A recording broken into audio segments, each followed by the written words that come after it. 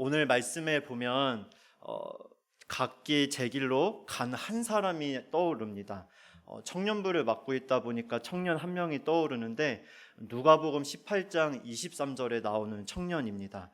그 사람의 특징은요, 부자입니다. 얼마가 있어야 부자일까요? 청년들 얼마가 있으면 부자일까요? 네, 우리 회장님 많이 있어야 부자 맞죠? 네. 부자인데 성경의 누가복음에서는 큰 부자라고 합니다. 그냥 부자가 아니고 큰 부자라고 하고요. 근데 더 놀라운 건 예수님께 나왔어요. 예수님 영생을 얻으려면 어떻게 해야 됩니까? 하고 말씀 지켜라 하니까 이것도 지키고 저것도 지키고 다 지켰다고 말을 해요. 그럼 네가 가지고 있는 걸 다 팔아서 구제하고 나를 따르라 라고 말씀을 하실 때 누가복음 18장 23절에 이렇게 말합니다. 그 사람이 큰 부자이므로 이 말씀을 듣고 심히 근심하더라. 아멘. 근심하고 돌아갔다라는 것입니다. 예수님이 길이요 진리요 생명인 걸 알고 따라갔어야 되는데 자기의 길로 가게 됐다라는 거죠. 누가복음 16장 13절에는 이렇게 말씀을 하죠. 지파인이 두 주인을 섬길 수 없나니 혹 이를 미워하고 저를 사랑하거나 혹 이를 중히 여기고 저를 경히 여길 것임이니라. 너희는 하나님과 재물을 겸하여 섬길 수 없느니라. 아멘. 이 부자 청년은 말씀대로 살았다고 하지만 하나님도 섬기고 물질도 섬기고 그러니 하나님을 전심으로 섬기지 못해서 결국에는 주님을 따르지 못하고 자기 길로 가게 됐다라는 사실입니다. 성경에는 이 청년이 어떻게 됐는지는 나오진 않지만 이 청년이 자기의 주인을 주님으로 온전히 모시지 않고 자기 길로 갔다면 반드시 멸망에 이르렀을 것입니다. 우리가 가야 하는 길은 전심으로 하나님 한 분만을 섬겨야 하는 길인 줄 믿습니다. 그 길이 여기 써 있습니다. 제가 누가복음에서 찾았는데 내 마음을 다하며 목숨을 다하며 힘을 다하며 뜻을 다하여 주 너의 하나님을 사랑하라 말씀하시는 것입니다. 하나님도 사랑하고 물질도 사랑하는 것이 아니라 누구만 사랑하는 것입니까? 전심으로 하나님 한 분만 사랑하는 것입니다. 그렇게 살도록 우리 하나님이 이 땅에 우리를 창조하셨다라는 사실이죠. 그러나 부자 청년은 물질을 사랑해서 제 길을 갔다라는 것입니다. 이런 게 각기 제 길을 가는 하나의 모습이에요. 물질 따라가는 모습. 그리고 또 어떤 삶이 주님을 따르는 것 같지만 자기 길로 가는 걸까? 교회는 나오고 신앙생활을 하는 것 같지만 자기 길로 사는 삶이 무슨 삶일까 하다가 어제 청년부 기도회 때 나왔던 주제가 하나 있었어요. 그 주제가 우리 대한민국 크리스찬들은 꼭 두 가지는 죄악시 여기는 게 있죠. 뭘까요? 이거랑 이거네. 이거 힌트입니다. 이거는 뭘까요? 그리고 이거는 뭐죠? 네. 주초 문제를 우리 대한민국은 좀 되게 죄악시 여기는 문화가 분명히 있어요. 근데 호주를 갔더니 호주는 고등학교 학생들이 조금 세상적으로 빠지잖아요. 대한민국은 좀 세상적으로 빠지면 술, 담배 같은데 호주는 세상적으로 빠지니까 뭐를 하냐면 마약을 해버려요. 고등학교 3학년 애들이 그냥 마약을 한다고 하는 거예요. 그런데 술이라는 문제를 딱 하면서 떠올랐던 말씀이 우리 다 아시는 말씀이죠. 에베소서 5장 18절. 술 취하지 말라 이는 방탕한 것이니 오직 성령으로 충만함을 받으라. 아멘. 뭐 취하지 말라고 하죠? 술 취하지 말라. 그래서 제가 이 설교를 준비하면서 그냥 좀 불편해하실 것 같은 분이 안 떠올랐어요. 아무도 안 떠올랐고 사람은 떠오르지 않고 이 말씀을 어떻게 전하는 게 율법적이지 않은 걸까라고 하고 잠언 말씀을 하나 찾아봤습니다. 잠언 23장 29절에서 35절 말씀 제가 한번 읽어드릴 테니까 이 말씀이 진짜 술 취한 사람한테 나타나는 형상인가 한번 점검해 봤으면 좋겠습니다. 잠언 23장 29절입니다. 재앙이 누구에게 있느뇨? 근심이 네게 있느뇨? 분쟁이 네게 있느뇨? 원망이 네게 있느뇨? 까닭 없는 상처가 네게 있느뇨? 붉은 눈이 네게 있느뇨? 아멘. 자, 누가 떠오르시죠? 까닭 없는 상처, 붉은 눈 했더니 30절에 술에 잠긴 자에게 있고 혼합한 술을 구하러 다니는 자에게 있느니라. 31절엔 또 이렇게 말합니다. 포도주는 붉고 잔에서 번쩍이며 순하게 내려가나니 너는 그것을 보지도 말지어다. 그것이 마침내 뱀같이 물 것이요 독사같이 쏠 것이며 또 너의 눈에는 괴이한 것이 보일 것이요 너의 마음은 구부러진 말을 할 것이며 너는 바다 가운데 누운 자 같을 것이요 돛대 위에 누운 자 같을 것이며 네가 스스로 말하기를 사람이 나를 때려도 나는 아프지 아니하고 나를 상하게 하여도 내게 감각이 없도다. 내가 언제나 깰까 다시 술을 찾겠다 하리라. 이렇게 말을 하는 거예요. 자, 이렇게 잠언의 말씀 보니까 술을 멀리 하라고 분명히 말씀을 해요. 그러면 이렇게 또 청년들 중에는 반박하는 청년들 말고 그런 불신자들이 있어요. 디모데한테 바울이 뭐 하라고 했냐면 너 포도주 마셔라고 하는 거예요. 그러면 포도주는 괜찮다고 생각을 할 수 있는데 그 당시 포도주를 왜 마시라고 했나 봤더니 그 당시 물은 정수기가 없었어요. 그러니까 그냥 물을 마시면 석회질로 있는 그 석회수, 몸에 안 좋은 물을 마시는 거예요. 디모데 너한테 위장병이 있으니까 포도주 정제된 물을 마시라 이렇게 말을 하는 거죠. 이렇게 하면 술 마시지 마세요. 술 취하면 안 됩니다. 이렇게만 들려지게 되는데 주님은 술에 대해서 말씀하고자 하시는 것이 아닙니다. 누가복음 21장 34절에 술 취함이 또 다른 이거랑 똑같이 잘못된 거니까 이거 세 가지 하지 말아야 된다라고 말을 하는데요. 너희는 스스로 조심하라. 그렇지 않으면 방탕함과 술 취함과 생활의 염려로 마음이 둔하여지고 뜻밖의 그날이 덕과 같이 너희에게 임하리라. 아멘. 방탕하고 술 취한 거 이것들 하다 보면 그거 자체가 지옥 가는 죄라고 말하기보다 이렇게 빠지다 보면 마음이 둔해지기 때문에 하지 말라는 거예요. 근데 방탕하고 술 취한 거는 오케이. 근데 한 가지 누가복음은 또 얘기를 해요. 생활의 염려를 말을 하는 것입니다. 방탕한 사람이나 술 취한 사람이나 생활의 염려 가운데 있는 사람이나 모두가 주님 앞에 온전한 믿음으로 나아가지 못하고 있다라는 증거이죠. 그것이 우리를 마음을 둔하게 만들어요. 그리고 뜻밖의 그날 마지막 예수님 재림하시는 날이 덫과 같이 임한다는 것입니다.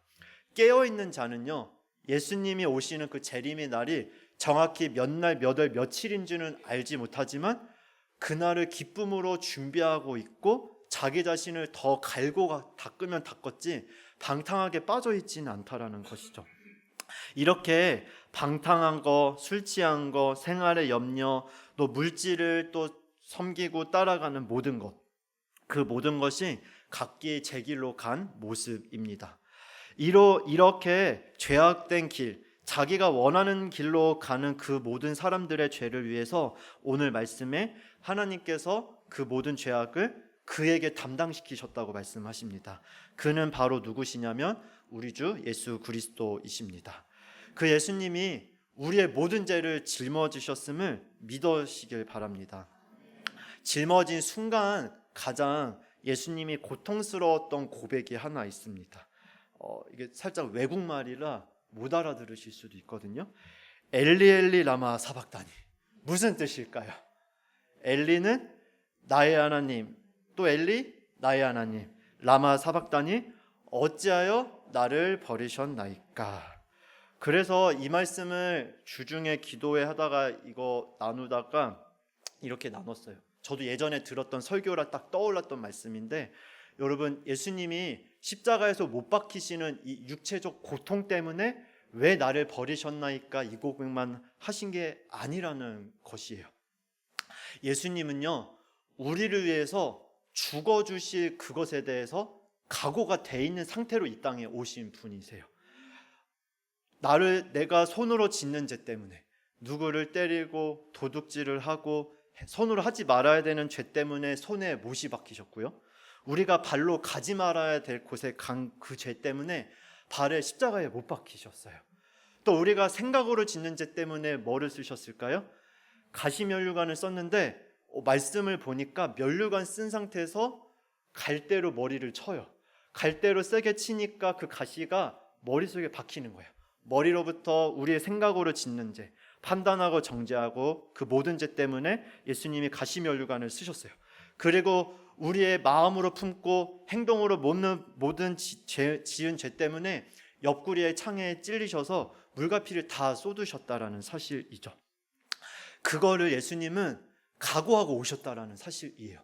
예수님이 그 육체적 고통도 너무 힘들지만 진짜 힘든 그 순간은 뭐였냐면 세상의 죄를 지고 가는 어린 양을 봐라. 우리가 졌던 그 모든 죄를 예수님은 죄 없으신 예수님, 죄가 하나도 없으신 예수님은 하나님과의 완전한 사랑의 교제의 관계 속에 계셨던 그 예수님이 본체 그 자체이셨던 예수님이요, 우리 죄를 짊어지는 순간 어떤 일이 일어나시냐면 그 죄를 갖고 있는 예수님이 하나님과 함께하지 못하는, 하나님과 죄는 함께할 수 없으니 단절되어 있던 그 죄를 짊어지는 하나님과 관계가 끊어져 있는 그 상태, 그 상태는 예수님한테는 가장 큰 고통이었다라는 사실이에요. 우리 성도님들께서 예수님을 믿어서 하나님의 자녀가 된 줄 믿으시죠? 엄청난 축복이 된 거예요. 하나님과 엄청난 친밀한 교제의 문이 활짝 열리기 시작을 했어요. 근데 하나님이 나를 버린 것 같은 순간의 마음에 답답함이 있으실 수도 있습니다. 그 엘리 라마 사박다니 혹시 외쳐보신 성도님들 계신가요? 엘리 라마 사박다니, 이게 너무 답답한데 왜 주님 나를 버리셨습니까? 한국말로 하기 힘드실 때, 그냥 아무도 모를 때 엘리 라마 사박다니 한번 외쳐보세요. 그리고 주님 왜 나를 버리셨나 이렇게 원망할 수 있죠. 근데 주님이 그 죄, 예수님 때문에 관계가 회복됐는데도 내가 자범죄로 죄를 짓는 그 순간, 그 부분만큼 주님과 멀어지는 그 고통이 이 땅에서도 우리 느끼잖아요. 근데 예수님은 천국에 계셔서 너무나 하나님과 친밀한 교제 속에 모든 것, 창조 때 해, 달, 별을 만드는 그 모든 과정 하나님 혼자 하신 것이 아니라 예수님과 함께 성령이 수면 위에 운행하시고 삼일체 하나님이 함께 그 창조의 기쁨을 나눴고, 아담과 하와를 만드셨을 때 아기를 낳는 것처럼 너무나 기뻐하셨던 그 기쁨을 가지셨었는데, 그 기쁨이 주님과 멀어지니까 그 모든 슬픔을 다 예수님이 짊어지시는 거예요. 천국에서의 그 부유함이 우리 죄 때문에 이 땅에서 가장 가난하게, 이 땅에서 가난을 다 짊어지셨습니다. 그 예수님이 우리를 위해서 죽으신 것만이 아니라 3일 만에 부활하신 걸 믿으시길 바랍니다. 부활하신 그 주님 때문에 우리는 하나님의 자녀가 돼서 자녀의 그 권세를 가지고 이 예배 자리에 온 것입니다. 옛날에는 대제사장만 1년에 한 번 휘장을 넘어서 지성소에 들어갈 수 있었어요. 근데 우리 성도님들 이 예배 자리에 오실 때 누가 휘장을 찢어서 오신 적 있으신가요? 우리가 한 건 단 하나죠. 저 본당 문을 열고 온 거밖에 없으세요. 근데 이거는 구약 시대를 생각하면 기적인 거예요. 우리는 이 자리에 올 수 없는 존재예요. 이 자리에 오려면 죄 지을 때마다 어린 양이 날 위해서 대신 죽었어야 하는 거예요. 구약 성경을 보니까 죄 하나 깨달을 때마다, 죄를 짓고 깨달을 때마다 제사장 아니면 또 어떤 장로, 또 그냥 일반 성도 백성들 그 가지고 가는 재물이 다 다르더라고요. 근데 죄를 깨닫고 그 재물을 가지고 제사장 성소에 갑니다. 그러면 그 어린 양을 누가 죽일까요? 저는 예전에 어린 양을 가지고 가면 거기에 있는 제사장, 사제들이 죽이는 줄 알았어요. 근데 성경을 깊이 보고 또다시 보고 하니까요, 누가 죽이냐면요, 그 죄를 진 사람이 자기가 어린 양을 가지고 오죠. 제사장이 그 머리에 안수해라, 자기 죄를 이 어린 양한테 전가를 시키고요, 누가 죽이냐면 데리고 온 이 사람이 죽입니다. 데리고 와서 이 사람이 죽이고요. 제사장이 하는 건 거기서 나오는 피를 뿌리는 역할을 하는 거예요. 그때 나의 죄 때문에 아무 죄 없는 어린 양 한 마리가 처절하게 죽어가는 것입니다. 실제로 그래서 어떤 교회에서는요, 그 사순절 기간 때 실제 양을 잡으셨대요. 실제 유월절을 한번 우리가 묘사해보자. 제가 그 교회 사역자가 아니었다는 게 얼마나 감사했는지 모르겠어요. 부교육자 부목사님들이 어린 양을 가지고 와요, 실제로. 그리고 실제로 어린 양을 또 죽이고요, 피를 받아내고 뿌리고 그것을 의식을 했다라는 거예요. 근데 그것을 보는 성도님 중 한 분이 그 앞에 펑펑 우시는 거죠. 그 아무것도 아닌 그 어린 양이 누구랑 딱 비쳐 보이시냐면 바로 예수님이 비쳐 보이기 때문에 그런 거예요. 지금 이 시대에도 주님은 우리가 죄를 지으면 이 죄 때문에 지옥 가냐 안 가냐, 이거는 주님이 우리의 죄를 다 원죄의 문제를 해결하셨기 때문에 거기서 자유함이 있고 정죄함이 없지만, 죄를 지으면 우리 주님은 마음이 아파하십니다. 우리가 하나님보다 돈을 더 사랑하고 하나님보다 돈을 더 쫓아가면 우리 하나님은 마음이 슬프세요. 사업을 하는 목적이 돈을 벌기 위한 목적으로만 한다면 하나님은 그 사업을 바라볼 때 마음이 기쁘지 않으십니다. 내가 너를 그렇게 살도록 구원한 줄 아냐? 내가 너를 그렇게 세상 사람들처럼 걱정만 하며 살라고 내가 너를 위해서 십자가에서 죽어준 줄 아냐? 그게 아니라는 사실이에요. 우리 주님은요, 죄의 문제에 주님한테는 우리가 어떤 죄를 지고 어떻게 넘어지고 이건 다 주님 십자가에서 해결했으니, 우리 주님이 원하시는 건 너의 힘과 능력으로 살려고 하지 말고 나의 힘과 능력으로 나만 의지하기를 주님은 원하시는 것입니다. 이것이 자기를 부인하는 삶인 거예요. 뭘 부인해야 될까요? 내 힘과 능력으로 할 수 있다는 나의 노력, 나의 공로를 철저히 부인하는 것이 필요한 것입니다. 왜 사람들이 각기 자기 마음대로 살아가나 봤더니 사사기 시대가 너무나 잘 보여주고 있어요. 사사기를 딱 한 절로 줄이면, 그 21장 되는 그 긴 분량을 딱 한 절로 줄이면요, 이거라고 딱 요약할 수 있습니다. 사사기 21장 25절. 그때에 이스라엘의 왕이 없으므로 사람이 각기 자기의 소견에 오른 대로 행하였더라. 제가 다시 한번 읽겠습니다. 그때 이스라엘에 누가 없었을까요? 왕이 없으므로 사람이 각기 누구의 소견에 오른 대로 자기가 옳다고 하는 대로 다 행했어요.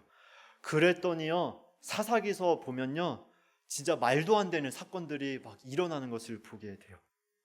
자기네들이 그 베냐민 지파 죽이려고 해가지고 몇 명 안 남았어요. 그러더니 한 명 죽여가지고 토막 내가지고 전국에 토막 보내서 다 모이라고도 하고, 정말 말도 안 되는 일이 일어나는 거예요. 지금 이 시대에도 죄가 만연하고 죄가 계속 관영되는 이유 중에 하나는 예수 그리스도가 왕으로 온전히 모셔지지 않기 때문에 죄는 계속 많아지는 것입니다. 그래서 로마서에 이런 말씀이 있어요. 예수님이 주인으로 계시지 않고 왕으로 모셔지지 않으니까 나타나는 현상이 있다고 우리 청년부 수련회 때도 나눴는데요.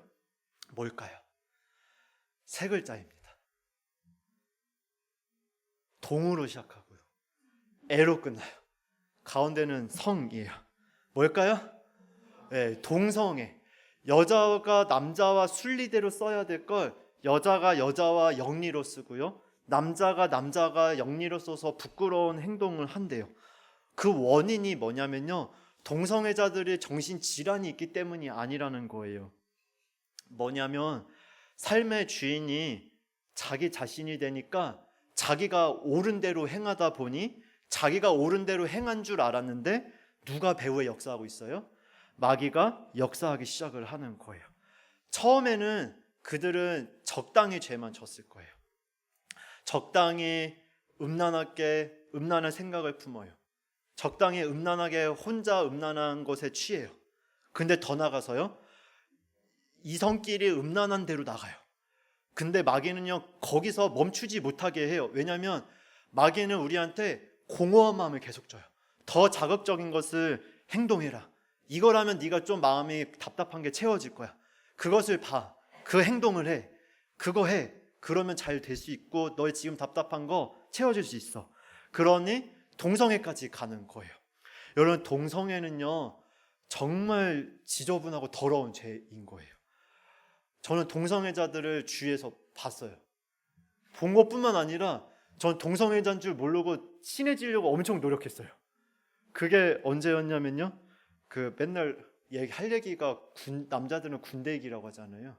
군대를 공익을 가다 보니까 군대 얘기 할 얘기가 없어가지고 맨날 호주 얘기만 하는데, 호주에 닭공장에 가게 됐거든요. 제가 닭공장 가서 예수님의 마음을 한번 헤아렸어요. 왜냐하면 새벽 3시 반에 일어나가지고 새벽 3시 50분에 그 집에 차 타가지고 4시 10분쯤 도착해서 닭을 자를 준비를 해야 돼요. 옷을 다 입고, 이거 모자도 이거 파란색으로 쓰고요. 수염 안 깎은 사람은 그날 이것도 마스크도 써야 되고 하잖아요. 그리고 칼도 갈아야 돼요. 그래서 저 칼을 좀 많이 갈았어요. 갈았는데, 그러다가 닭공장을 갔는데요, 거기서 보니까 인생의 밑바닥을 사는 사람들의 삶을 하나님이 보게 하시고 그걸 느끼게 하셨는데, 첫날 가자마자 내가 여기를 왜 왔을까라고 한번 생각이 들더라고요. 그 40명 되는 사람이 다들 닭 앞에 한 명씩 서 있어요. 이렇게 서 있어가지고 이렇게 닭을 잘라요. 자르는데 처음에 Y자를 이렇게 잘라요. 하도 자르니까 그 담임 목사님 집에 있는 강아지를 만지는데 어디를 자르면 되겠다라는 이 구조가 보여지는 제 자신을 보게 됐어요. 여기서부터 얘는 여기부터 이렇게 자르면 다리가 쫙 찢어지겠다. 이런 걸 보게 됐어요. 네, 그랬는데 제가 이 얘기를 하는 게, 거기에 대만 사람들이 한 20명 정도, 그리고 베트남 사람 한 10명 정도, 한국 사람 8명, 그리고 또 호주 사람 몇 명 있어요. 제가 영어로도 할 수 있지만 딱 세 가지 영어를 했습니다. 헬로우, 안녕이라고 했고요. 그 다음에 굿을 해서 너 잘한다, 굿 한번 하고요. 마지막 What's your name? 너의 이름이 뭐니? 이 세 가지만 했거든요. 닭공장에서 한 게 예수 믿으라고 안 했어요. 저 예수 믿으라고 할 수 없는 게 닭을 너무 못 잘라가지고 크리스찬은 덕이 안 된다. 그래가지고 예수를 전하지 못하겠더라고요. 못 전하고 그 세 가지만 했더니요, 놀라운 일이 일어난 거예요. 무슨 일이 일어났냐면, 대만 사람들한테 영어 이름이 요셉이니까 요셉이 너무 착하대요. 내가 한 거는 안녕, 굿, 이름이 뭐니, 이거밖에 안 했는데 너 왜 이렇게 착하니, 이러는 거예요. 그러고 계속 친해졌어요. 쉬는 시간에 밥 먹으면서 간식 먹으면서 계속 친해졌죠. 계속 친해지고 봤더니 왜 우리 한국 사람들이 왜 대만 애들하고 대화를 안 나눌까, 왜 이렇게 멀리 할까, 거부감을 가질까 라고 하고, 나중에 닭공장에서 일을 그만둔 다음에 그 친구 대만 애들 집에 갔거든요. 여자 7명만 사는 대만 집이에요. 거기에 돈이 궁하니까 공짜로 머리 잘라준다고 해서 공짜로 그거 자르려고 갔어요. 그러게 가가지고 돈 때문에 갔는데 친해졌던 친구 한 명이 없어요. 어디 갔냐? 여자친구랑 놀러 갔대요. 그래서 제가 혼자 여잔데 여자친구랑 놀러 갔구나, 곰곰이 묵상을 하는데 어떤 사람이 아는 거죠. 여기 나랑 얘 빼고 7명 중에 5명을 레즈비언이야, 동성애자라고 말을 하는 거예요. 근데 그때 닭공장에 같이 일했던 대만 남자애 2명도 있었거든요. 알고 봤더니 걔네들은 둘이 커플이었던 게이였던 거예요. 그래서 얼마나 그 순간 혐오감이 들 수도 있잖아요. 근데 제 마음의 소원이 중고등부 시절 때 꿈꾼 게, 하나님 세계를 품고 세계를 변화시키는 기타리스트, 베이스 연주자가 되게 달라고 기도했다가 신학교 가면서 이제 마지막 끝에 것만 바꿨는데요, 하나님 세계를 품으려고 보니까 동성애자들도 품어야겠네요 라고 이제 하면서, 성경에는 동성애자들을 어떻게 대했나. 첫 번째 떠올랐던 사건, 소돔과 고모라의 불심판, 얘네들 불로 때려 죽여버려야 돼, 이 생각이 한번 떠올랐어요. 근데 예수님이 또 한 장면이 떠올랐어요. 은행 중에 잡힌 여자한테 예수님이 너희 중에 죄 없는 자가 먼저 돌로 치라, 나도 너를 정죄하지 아니하노니 다시는 가서 죄를 범하지 말라. 예수님 말씀이 떠올랐던 거예요. 여러분, 그 동성애자, 그들을 바라볼 때 제가 어떤 마음이었냐면 예수님이 주신 마음이겠죠? 더럽고 추악한 그거는 예전 같았으면 그랬는데 호주 가서 그걸 겪을 때쯤에는 어떤 마음을 하나님 훈련을 시켜주셨냐면 이 영적인 진리를 알고 갔던 거예요. 그들의 주인이 예수님이 아니고 누구였기 때문에, 모르기 때문에, 내 삶이 왜 이 땅에 와서 어떻게 살다가 어디로 가야 될지를 그들은 배운 적도 없고 몰라요. 그러니까 그 대만 여자애들이 저한테 뭐라고 하냐면 잠잘 때 가위가 눌린대요. 가위가 눌린다고 이렇게 말을 하는 거예요. 그러니까 영적으로 우리 성도님들 다 알잖아요. 누가 역사하는 거예요? 귀신들이 괴롭히잖아요. 그러니까 그들은 어떻게 해석하냐면 우리가 하도 닭을 많이 자르니까, 닭을 하도 잘라가지고 이 닭에 있는 그 죽이는 거잖아요. 그러니까 그들은 그렇게 생각할 수 있겠더라고. 아, 그러냐라고 하고요. 그러고 말았죠. 그들의 삶의 주인이 예수님이 아니니까 그런 거예요. 우리 주위에 또 우리 가족 중에 왜 저렇게 이거 하시면 이거 취소할게요. 이 행동은 취소. 왜 저런 행동을 할까? 왜 우리 자녀는 왜 여기서 더 나가지 못할까? 왜 우리 부모님은 교회 다닌다고 하는데 왜 이러실까? 아니면 왜 저 교회는 저럴까? 아니면 왜 저 나라는 저럴까? 아니면 성도일 때는 안 보였는데 직분을 받으면 보이는 것들 있잖아요. 보여지기 시작하는 것들. 왜 그러실까? 정말 그런 좀 신실하신 분인 줄 알았는데 가까이 가보니까 아닌 거를 보게 되는 거예요. 왜 그럴까? 이렇게 생각을 하는데 주님이 눈을 열어주기 시작을 하는 거예요. 주님을 왕으로 모시니까요, 저 말씀대로 살지 못하는 사람을 바라볼 때 어떤 마음을 주시냐면, 죄짓고 판단하고 정죄하는 건 인간인 우리 마귀가 주는 정죄감으로 계속 판단하고 정죄해요. 맨날 술 마시지, 죄 가운데 빠지지, 맨날 그것도 1년이면 괜찮고 2년이면 괜찮은데 10년, 20년 동안 변한 거 하나 없어 보이는 그 사람을 그렇게 그 사람 때문에 내 인생이 망가진 것 같은 그런 판단 정죄의 마음으로만 항상 억울한 마음만 있었는데, 기도하고 주님을 내 삶의 주인으로 모시고 그 사람을 바라보니까요, 하나님의 시선으로 바라보는 역사가 일어나는 거예요. 어떻게 바라보게 되냐면, 저 사람 나의 사랑하는 아들이다 라고 주님이 마음이 느껴지기 시작을 하는 거예요. 또 우리 중고등부 시절에는 살짝 외모에 대한 컴플렉스가 있을 수 있잖아요. 우리 그런 중고등부나 또 다른 성도님들이 자기 삶에 만족이 없고 답답하고 나는 왜 이 모양인가 하시면 그러면 그럴수록 더 하셔야 될 게 뭐냐면, 나는 왜 이렇게 부족한가 라고 그런 생각이 드신다면 예수님 내 안에 계십니다. 한번 따라해 보실까요? 예수님 제 안에 계십니다.